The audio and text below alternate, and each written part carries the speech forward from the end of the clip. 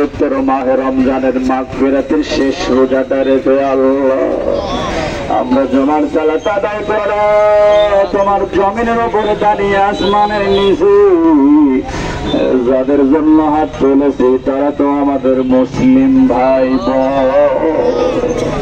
সাহারের সময় তাদেরকে কিভাবে বম্বিং করা হলো, বাবা মারা গেছে, মা চলে গেছে, ছোট্ট দুই ভাই বোন কোথায় যাবে গো?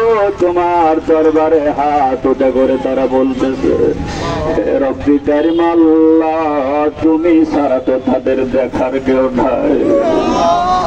আল্লাহ তুমি যেভাবে বদরে ফেরেশতা দিয়ে সাহায্য করেছিলেন, উহুদে সাহায্য করেছিলে, তোমার কাছে আমরা তাদের জন্য দোয়া করি, তোমার গায়েবী মদদ দিয়ে তাদেরকে সাহায্য করো। বসনিয়া, সুসনিয়া, হার্জেগোভিনা, প্যালেস্টাইন, ইরাক, আফগানিস্তান সহ বিশ্বের যেখানে মুসলমানেরা লাঞ্ছিত, অপমানিত, নির্যাতিত, নিপীড়িত মুসলমানদেরকে আল্লাহ স্বাধীন করে দাও। আল্লাহ আমাদের রোজাগুলো কবুল করো, আমাদেরকে মাফ করে দাও।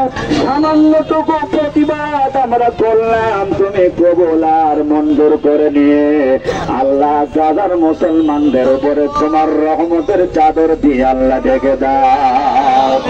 সুবহানা রাব্বিকা রাব্বিল ইজ্জাতি আম্মা ইয়াসিফুন ওয়া সালামুন আলাল মুরসালিন আলহামদুলিল্লাহি রাব্বিল আলামিন। আসসালামু আলাইকুম ওয়া রাহমাতুল্লাহ।